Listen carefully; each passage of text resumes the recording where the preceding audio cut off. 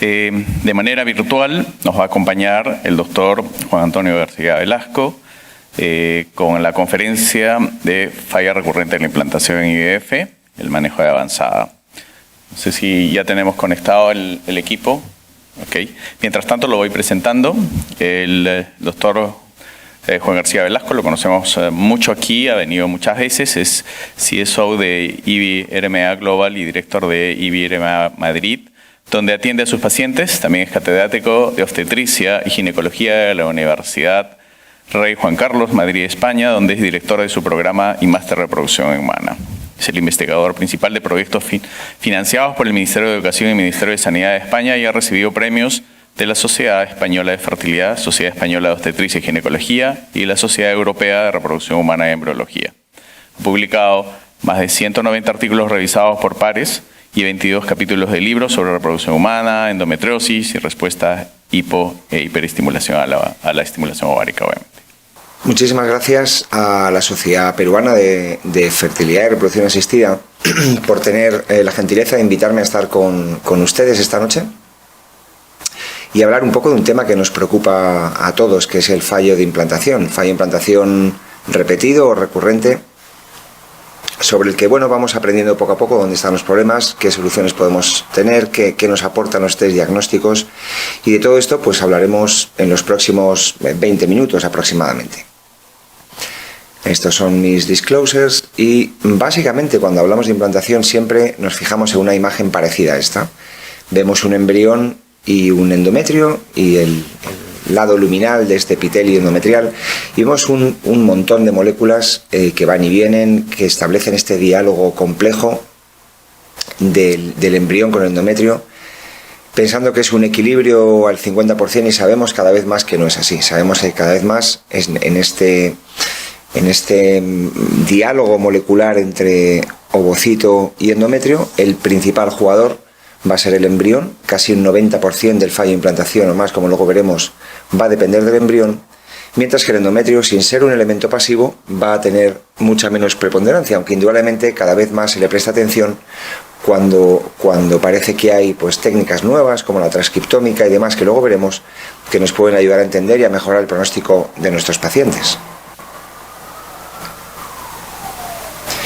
El principal motivo por el que la implantación no ocurre suele ser por las aneuploidías del embrión, problemas cromosómicos, que sabemos que ese embrión va a bloquearse o no va a implantar, o incluso puede producir un aborto posterior. El problema que tenemos, como vemos en esta gráfica, es que las aneuploidías en la especie humana son relativamente frecuentes, mientras que en otras especies como la mosca o el ratón pues apenas existen. Por eso la fertilidad es muy superior y en cambio los humanos, pues dependiendo de la edad de la mujer, va a ser una parte muy importante del fallo de implantación.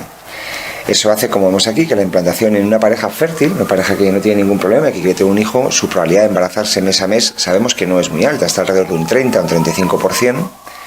Cuando transferimos embriones euploides sube hasta un 60 o 65%, pero está todavía lejos de lo que ocurre en otras especies donde no hay tantas aneuploidías. Hace poco este grupo de expertos publicó un artículo muy interesante donde veía cuál era el área de mejora. Es decir, teníamos pues de 100 teóricas parejas un pequeño porcentaje que es completamente estéril, que son las menos, pues parejas donde hay una zoospermia, un bloqueo tubaríco, parejas que no tienen relaciones sexuales, donde es imposible que haya un embarazo, que es esto que tenemos aquí en gris oscuro. Abajo tendríamos los embarazos, más o menos un tercio de estas 100 parejas, y en medio hay una zona gris que es toda la zona de mejora, todo el área de mejora donde podemos y debemos aprender y mejorar para acortar este tiempo al embarazo de nuestras parejas. Como decía,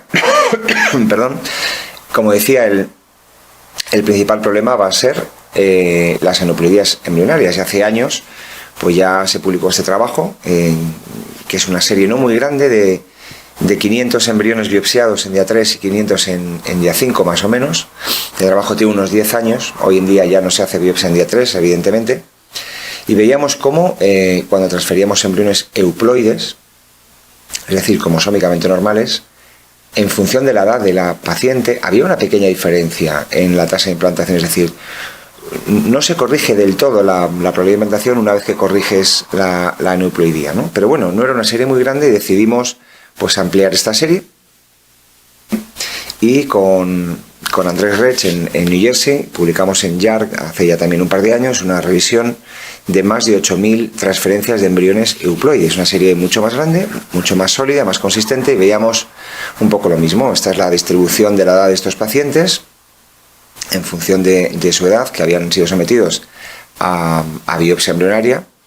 Y si nos fijamos, este es el trabajo que publicamos en JARC, mirábamos la tasa de embarazo bioquímico, la tasa de embarazo clínico y, lo más importante, la tasa de nacido vivo. Y veíamos que efectivamente, a pesar de transferir embriones euploides, había una pequeña caída a medida que la edad de la paciente era mayor. Es decir, transferir un embrión euploide por debajo de los 35 años o por encima de los 42 no da exactamente la misma tasa de embarazo, como vemos aquí. No es una diferencia muy grande, pero es significativa. Lo mismo con la tasa de embarazo clínico y lo mismo con la tasa de nacido vivo. Si lo vemos desde otro punto de vista, de todas las pacientes que habían sido transferidas, pues unas cuantas iban a conseguir implantar, unas cuantas llegarían a embarazo clínico, y de embarazo clínico a nacido vivo había ya poca diferencia. Es decir, la gran diferencia va a ocurrir aquí al principio entre implantación y clínico, ¿no? Si le damos la vuelta a los datos y miramos la tasa de pérdida gestacional, tenemos algo muy parecido. La tasa de pérdida gestacional va a aumentar discretamente a medida que aumenta la edad de la paciente. Es decir, que un embrión euploide en una mujer de menos de 35 años tiene pocas posibilidades de que se pierda una vez que implanta, pero va a ser un poco mayor cuando la paciente es mayor. Luego algo tiene que ocurrir ahí en ese embrión probablemente, ¿no? Una vez que ya vemos latido cardíaco, fijaos que ya apenas cambia. Es decir, a partir de establecerse el embarazo y ver un latido, pues la tasa de pérdida es muy parecida y ahí parece que la edad ya no tiene mucho que decir. Podríamos pensar que variables de confusión pues nos estuviesen alterando los datos. Lo que hicimos fue pues ajustar, ¿no?, para estas variables de confusión, para la antimuleriana, para el día de la transferencia, si era día 5, día 6, para la morfología embrionaria, y seguíamos viendo lo mismo, seguíamos viendo que pese a estar ajustado para estas variables, veíamos cómo efectivamente a medida que avanzaba la edad de la paciente, pues bajaba la tasa de implantación y la tasa de embarazo clínico. Esto lo publicamos, ha habido más grupos que han hecho estudios similares. Posteriormente, pues Abdallah, del grupo de Rick Paulson en California, publicó en RBM Online un trabajo similar, donde veía que efectivamente transfiriendo embriones euploides de buena calidad en día 5, pues la tasa de embarazo se mantiene, aunque hay una pequeña caída, como veis aquí, a medida que la mujer pasa a los 37, 38 años. Si era un embrión de día 5 euploide de una calidad intermedia o incluso de calidad pobre, pues ya la tasa de embarazo era menor. Y fijaos como si era un embrión de día 6 era todavía un poquito peor. Por lo tanto, la morfología también tiene algo que decir en cuanto a la probabilidad de embarazo. Lo importante de estos estudios, de estos tres trabajos, es que no todo depende de la aneuploidía. La aneuploidía es uno de los principales factores que contribuye al fallo de implantación, pero no todo es la aneuploidía. Hay un factor del envejecimiento o ovocitario que sin duda contribuye, y probablemente a lo mejor el útero también esté envejecimiento. Siempre hemos considerado que no es así. Los trabajos de donación de ovocitos nos parecía mostrar una tasa de embarazo estable, pero a medida que van pasando los años, pues probablemente, y no en todas, pero en algunas mujeres, exista un envejecimiento ovárico que sí que contribuya a peores resultados. Otra forma de analizar este dato era viendo, bueno, pues cuál es la probabilidad de tener un niño en casa después de transferir varios embriones euploides, no solamente uno, no solo por transfer, sino por tasa acumulada. Entonces Paul Pirtea, cuando estaba en New Jersey también con Richard Scott, pues presentó este trabajo a la Sociedad Americana, que fue el premio de la Sociedad Americana, y luego uno de las contribuciones seminales a Fertility and Stability hace un año o dos. Y lo que hizo fue analizar una serie muy, muy grande de pacientes, donde veía pues que efectivamente si transferíamos un embrión, pues una gran parte se iban a embarazar, alrededor de un 70%, y de las que no se embarazaban, pues habría gente que repetía con los congelados, gente que repetía y hacía otro ciclo porque no tenía congelados, y gente que abandonaba el tratamiento, como ocurre muchas veces, ¿no? De los que seguían, veíamos que efectivamente la tasa de embarazo era parecida en un segundo intento. De nuevo, algunos abandonarían, otros repetirían, y en un tercer transfer veíamos también una tasa de embarazo pues parecida, y así podíamos calcular en 3 transferencias de embriones euploides cuál es la probabilidad de tener un niño en casa, que es lo que estimó, que vemos aquí en verde, y que podemos representar una gráfica de supervivencia actuarial, como veis aquí, una gráfica de Kaplan y Meyer, y veíamos como con un embrión transferido, esta sería la tasa de embarazo, con 2 embriones y con 3 embriones transferidos llegábamos a más de un 95%, y cuando vamos a niño en casa, que es al final lo que al paciente y a nosotros nos interesa, cuántos niños nacen, no solamente cuántos pacientes dan positivo, veíamos que con 3 transferencias euploides teníamos un 93% de niño en casa. Es decir, que el principal problema del fallo de implantación está aquí. Si tenemos un embrión euploide, o 2 o 3, vamos a conseguir un niño en casa con muchas probabilidades. Y el problema es que muchas de nuestras pacientes no consiguen estos 3 embriones euploides, muchas veces por la edad a la que nos consultan. Pero si tuviésemos siempre 3 embriones euploides, sabemos que lo que es el fallo de implantación puro se nos va a quedar aquí, en un 5 o un 7% nada más. Por lo tanto, cuando una paciente es transferido un embrión y no se queda, y empezamos a pensar en 1000 problemas y 1000 factores, pensemos que lo que está mal es el embrión, y que probablemente un embrión nuevo haciendo exactamente lo mismo nos va a conseguir un niño en casa con facilidad. Pero eso no quiere decir que no haya que mirar más cosas, y de hecho, y aquí tenemos, por ejemplo, lo que ocurriría después. Miramos más cosas más allá de los 3 euploides, que es lo que publicó Pirtea. Aquí tenéis el trabajo de Pavan Gill, también del grupo RMA de New Jersey, que ahora mismo forma parte del consorcio de investigación IBRMA. Este es un trabajo que acabamos de publicar, está todavía en prensa, y fijaros que son 10 años en 26 clínicas con más de 120.000 pacientes analizadas, claro, para poder encontrar gente que tuviera un cuarto y un quinto euploide. Y si veis los datos, efectivamente la tasa de embarazo sigue siendo la misma por transferencia, es decir, la tasa acumulada y la tasa por ciclo es la misma en un cuarto y en un quinto embrión transferido. Por lo tanto, el fallo de implantación como tal probablemente sea incluso más raro de lo que podíamos pensar, pero bueno, hay que mirar más cosas, efectivamente. Pues hay que prestarle un poquito más de atención a la ecografía, de la que hablaremos un poco, a la histeroscopia y al scratch endometrial, que se habló un poco estos años, y nombraremos un poco la transcriptómica endometrial y el microbioma. Si nos fijamos, las ecografías de hoy son cada vez mejores. Tenemos equipos y aparatos de ultrasonidos que son sin duda muchísimo mejores que los que teníamos hace 10 o 15 años, y que hoy en día nos dan imágenes que parecen casi resonancias magnéticas. Por lo tanto, nos permite ver cosas que antes no éramos capaces de ver. Y uno de los factores que pueden contribuir al fallo de implantación y que se le presta cada vez más atención es precisamente la adenomiosis.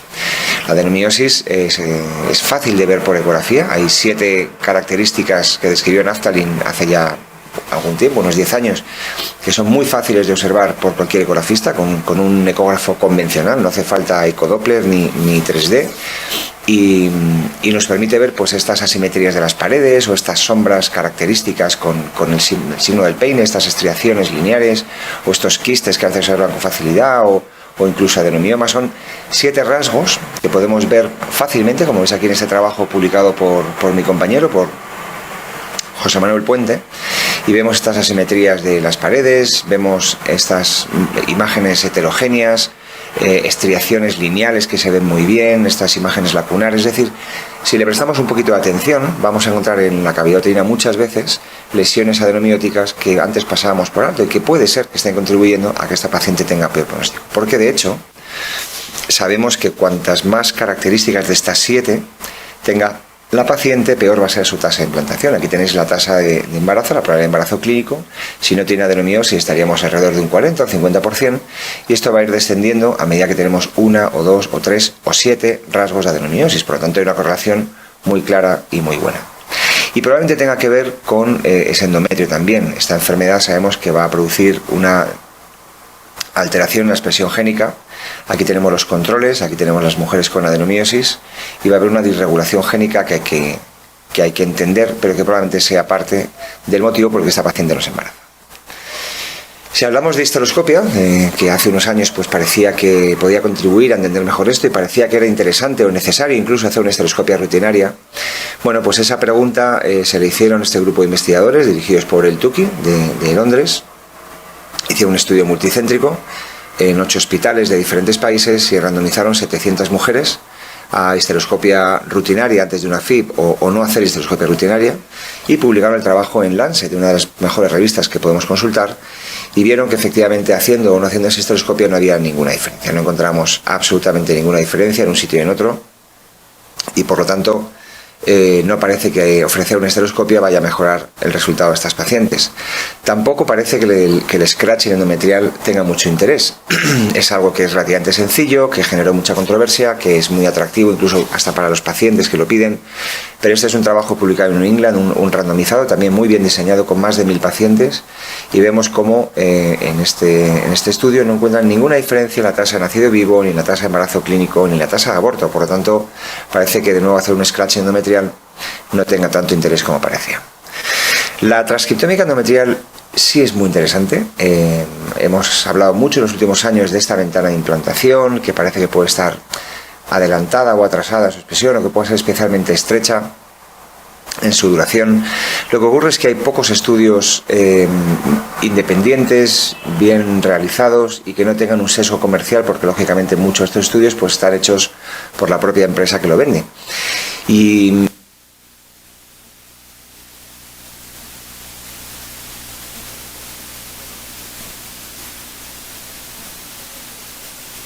de hecho empiezan a aparecer estudios, bueno, que nos dicen que a lo mejor no es tan interesante ofrecérselo a todo el mundo. Hay trabajos que dicen que sí, que mejoran los resultados. Este es un trabajo, por ejemplo, reciente del Congreso Americano del año pasado, donde efectivamente veíamos que el ofrecer una transferencia de embrión euploide biopsiado de forma rutinaria, o hacerlo en función de lo que nos dice el ERA, si hemos hecho un ERA a esta paciente de entrada, es un estudio muy bien diseñado con casi 700 pacientes, y si os fijáis en la tasa de embarazo evolutivo es exactamente igual, es decir, que no parece que sea un test que aporte valor para todos los pacientes. Igual en pacientes seleccionados con fallos repetidos de implantación pudiera ser más interesante. Y luego tenemos que pensar que esta transcriptómica endometrial pues muchas veces habla del desplazamiento de esta ventana de implantación, el displacement. No investiga tanto si hay una alteración en la comunicación, es decir, no es que la ventana esté adelantada o atrasada, sino que a lo mejor nos podemos encontrar con úteros que sinceramente no van a implantar, que tengan algún problema en este mecanismo de diálogo molecular con el embrión y que por ese motivo no implante. Otra patología a la que se le presta atención últimamente es a la endometritis crónica. Pasa un poco lo mismo, hay dificultad en el acuerdo diagnóstico y hay pocos estudios bien hechos.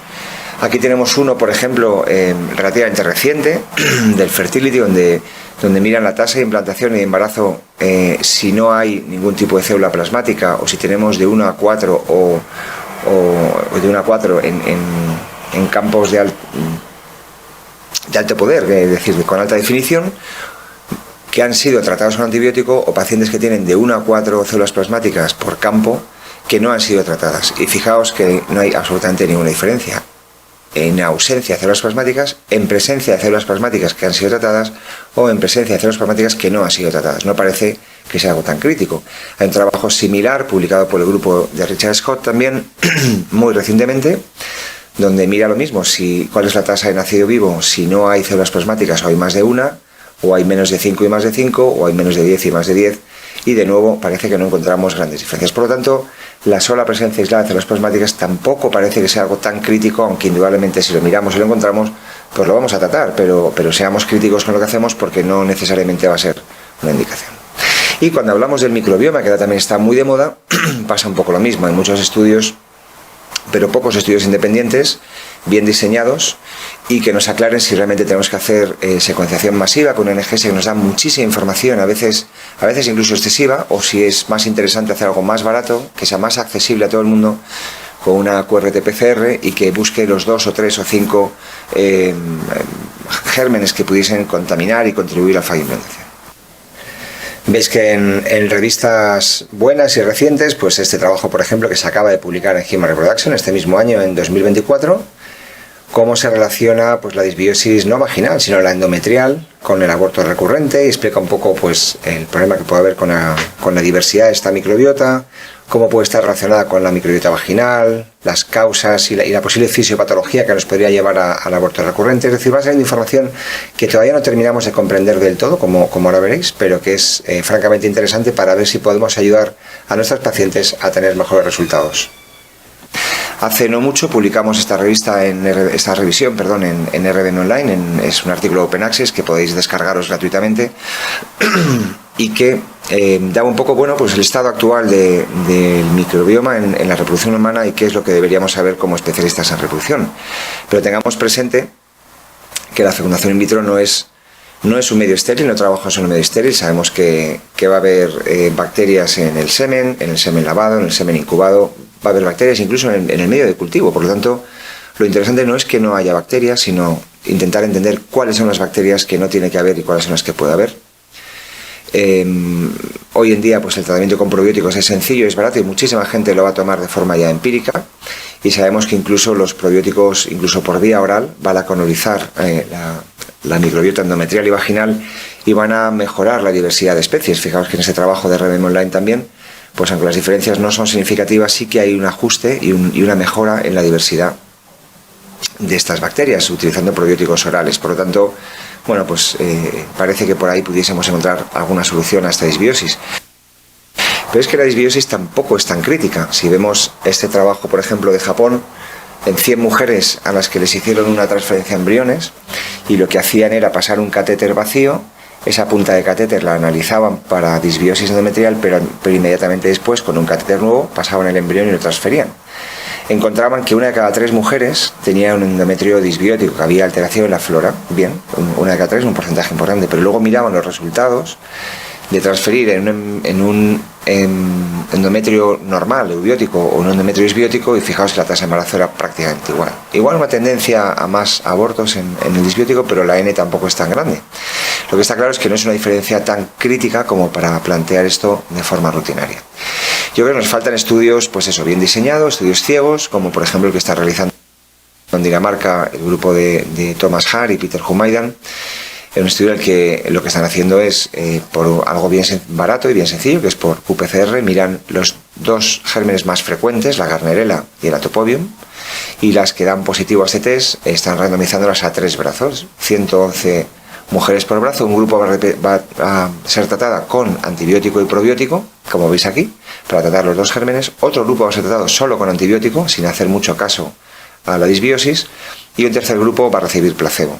El resultado de este estudio, que esperemos que no tarde mucho en ser acabado, nos va a aclarar mucho para saber si realmente los tratamientos que utilizamos hoy en día son interesantes o si estamos sobretratando a estas pacientes sin necesidad.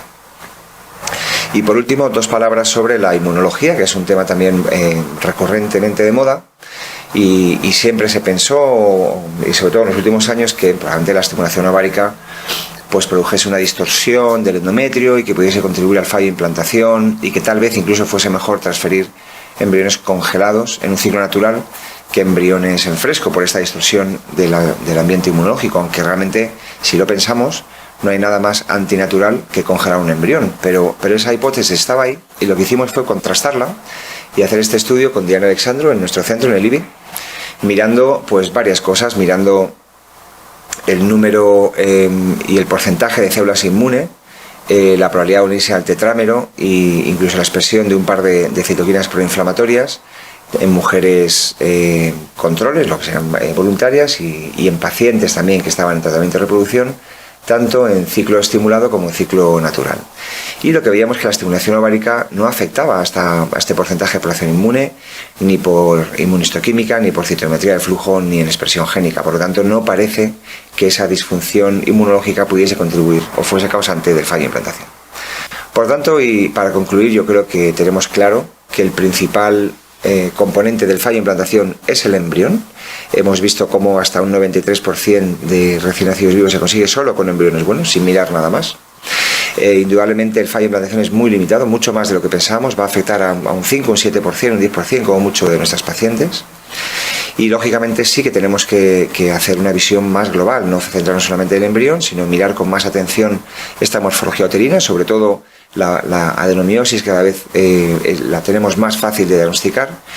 Estar atentos a la transcriptómica endometrial, porque estamos, yo creo, en la versión 1.0. Yo creo que la versión 2.0, es decir, los test que van a ir saliendo van a ser cada vez más finos y nos van a dejar más claro a qué pacientes les van a poder beneficiar. El estudio del microbioma sigue siendo tremendamente interesante, igual que el de la endometritis crónica, aunque sigue habiendo, como vemos, todavía dificultades en la comprensión de qué criterios diagnósticos hay que utilizar y qué pacientes se van a beneficiar. Y por último, el mundo de la inmunología, que es un mundo complejo, intricado, pero que nos va ayudando también a despejar incógnitas y a saber a qué mujeres podemos ayudar con estos tratamientos inmunomoduladores. Y nada más, muchísimas gracias por su atención.